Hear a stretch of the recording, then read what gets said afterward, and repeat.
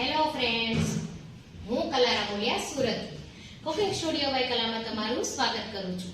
આજે આપણે જોઈશું માંડવી પાક, જે બધાથી સરસ નથી બનતો. ઘણાને ઢીલો રહી જાય છે અને ઘણાને એકદમ કડક થઈ જાય છે. તો આજે આપણે એકદમ પરફેક્ટ માપથી બનાવતા જોઈશું, જે ફક્ત 10થી 15 મિનિટમાં જ બની જશે અને એટલો સરસ સોફ્ટ બનશે કે જેને દાંત ના હોય તે પણ સરસ ખાઈ શકશે.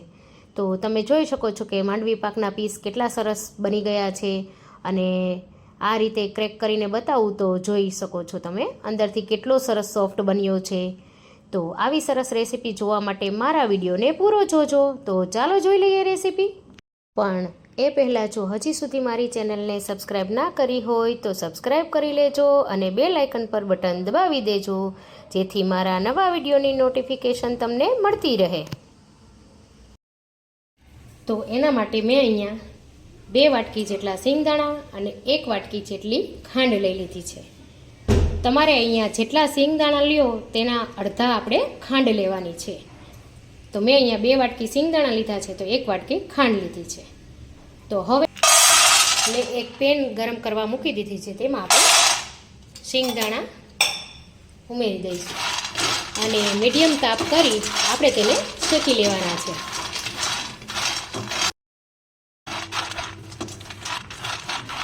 તો અહીંયા સિંગદાણાને આપણે મીડિયમ તાપે જ શેકવાના છે. વધારે પડતા કાળા ના થઈ જાય તેનું ધ્યાન રાખવું, નહીંતર માંડવી પાક જે બનશે તે બ્લેક કલર ઉપર થોડો આવશે. એટલે આપણે ફટાફટ આ રીતે શેકવાના છે અને વધારે પડતા બ્લેક ના થાય તેનું ખાસ ધ્યાન રાખવું.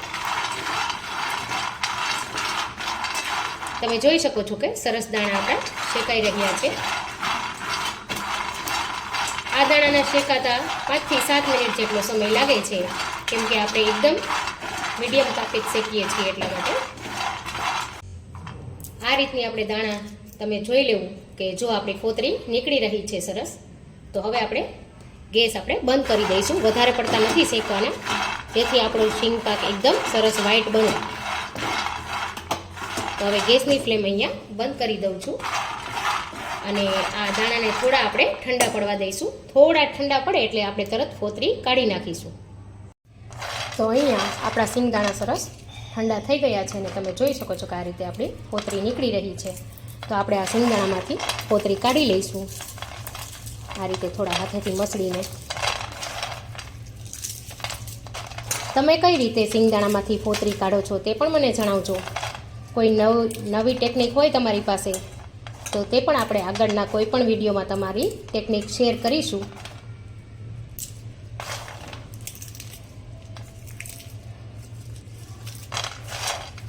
બધા પાસે કંઈક ને કંઈક નવીન હોય છે, તો તમે પણ જણાવજો કે તમે આ જ રીતે ફોતરી ઉખેડો છો કે ક્યાં પછી કોઈ કપડામાં રાખીને ઘસો છો કે કઈ રીતે ફોતરી કાઢો છો તે. તો અહીંયા મેં બધા ફોતરા કાઢીને આ રીતે દાણા લઈ લીધા છે. કોઈક આ રીતે ફોતરા હશે તો ચાલશે. તો હવે એક મિક્સર જાર લઈ લઈશું. તેમાં આપણે ચાલુ બંધ કરી અને પીસી લેવાના છે દાણાને. એકદમ સીધું મિક્સર ચાલુ નથી રાખવાનું, ચાલુ બંધ કરીને આ રીતે આપણે દાણાને પીસી લઈશું. હવે મેં અહીંયા આ રીતનો માંડવીનો ભૂકો કરી લીધો છે. તમે જોઈ શકો છો કે કોઈ દાણા આ રીતે દેખાય છે. તો આ રીતે જ ભૂકો કરવાનો છે, બિલકુલ નથી પીસવાનું. જો વધારે પડતું તમે પીસી લેશો તો તેમાંથી તેલ નીકળવા લાગશે, એટલે તમારે આ રીતે પીસવાનું છે, ચાલુ બંધ કરીને. તો આ રીતે સૂકો એકદમ ડ્રાય ભૂકો બનશે. અહીંયા મેં એક પેન ગરમ કરવા માટે મૂકી દીધી છે. તેમાં આપણે ખાંડ ઉમેરી દઈશું અને ત્યારબાદ ખાંડ ડૂબે એટલું જ પાણી આપણે ઉમેરવાનું છે. વધારે પડતું પાણી આપણે ઉમેરવાનું નથી. તો હવે આપણે ખાંડને સારી રીતે મેલ્ટ કરી લઈશું.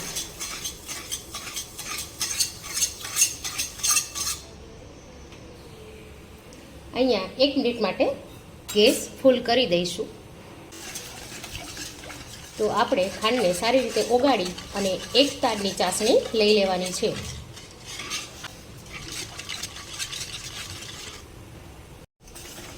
હવે તમે જોઈ શકો છો કે આપણી ખાંડ સરસ મેલ્ટ થઈ ગઈ છે. અને આપણે તેને થોડી વાર માટે આ રીતે ચલાવતા રહીશું.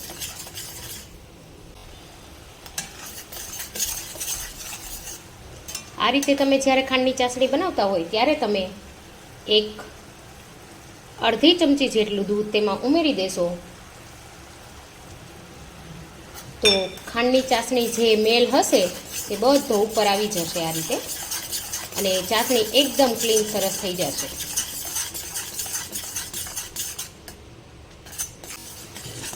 પણ આપણી ખાંડ સરસ હતી એટલે ઉપર મેલ આવ્યો નથી. જો તમારી ખાંડમાં થોડો ઘણો મેલ હશે તો ઉપર તરત જ જામી જશે. હવે આ રીતના બબલ થવા માંડે ત્યાર પછી આપણે ખાંડની ચાસણીને આ રીતે લઈ લેશું, અને તમે જોઈ શકો છો કે ધીમે ધીમે પડી રહી છે, છતાં પણ થોડું ઠંડુ થાય એટલે આપણે તેને હાથમાં આ રીતે લઈ અને ચેક કરવાનું છે કે ચાસણી બને છે કે નહીં. જો આ રીતે તાર બની અને થોડો તૂટી જાય છે તો હજી આપણે તેને થોડી વાર રાખશું. થોડી વાર પછી પાછું આપણે ચેક કરી લઈએ આ રીતે, તો તમે જોઈ શકો છો કે ચાસણી ધીમે ધીમે પડી રહી છે અને આ રીતે તાર બંધાઈ રહ્યો છે. તો આપણે હાથમાં પણ ચેક કરી લઈએ તો તમે જોઈ શકો છો કે સરસ આ રીતે તાર બની રહ્યો છે. તો હવે આપણે તેમાં માંડવીનો ભૂકો ઉમેરી દઈશું અને સારી રીતે મિક્સ કરી લઈશું.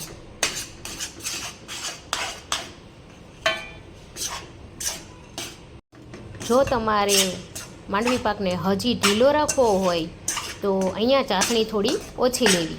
મેં ચાસણી લીધી છે એ ચાસણીમાંથી તમારે ફટાફટ 5 જ મિનિટમાં તૈયાર થઈ જશે માંડવી પાક આપણો.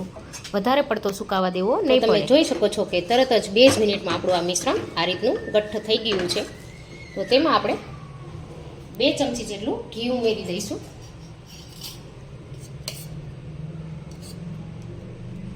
જેથી તેની ચમક ખૂબ જ સરસ રહે. હવે આપણે ગેસની ફ્લેમ અહીંયા બંધ કરી દઈશું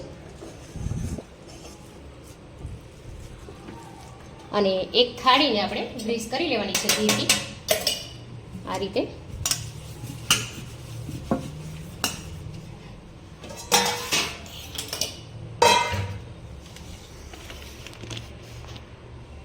અને આપણે તેમાં આ મિશ્રણ ઉમેરી દેવાનું છે.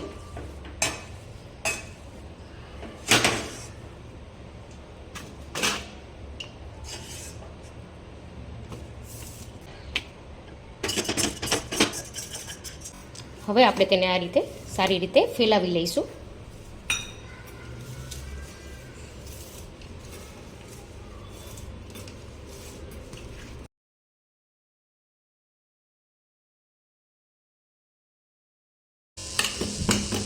આ રીતે હવે થોડું ઠંડુ પડે તો હાથેથી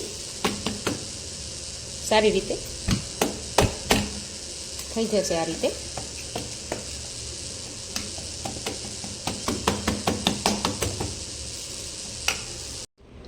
તો મેં અહીંયા થેપી અને સારો આ રીતે તૈયાર કરી લીધો છે. હવે તેને આપણે ઠંડો પડવા દઈશું, ત્યાર પછી આપણે તેના કાપા પાડી લઈશું. હવે થોડું ઠંડુ પડે ત્યારે જ આપણે તેના કાપા પાડી લેવાના છે, નહીંતર પાછળથી કાપા નહીં પડે, કઠણ હશે તો થોડો. એટલે આપણે અત્યારે જ કાપા પાડી લઈશું.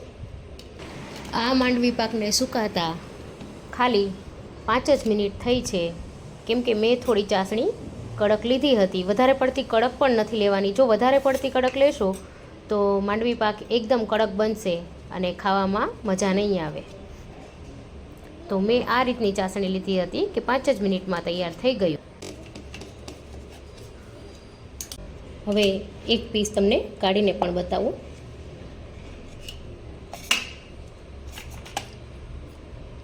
તો તમે જોઈ શકો છો કે કેટલો સરસ આપણો આ પીસ બની ગયો છે.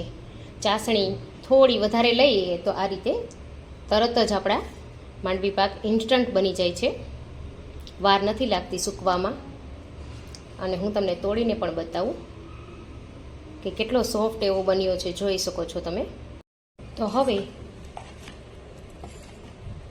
આપણે આ બધા પીસને એક પ્લેટમાં લઈ લેશું.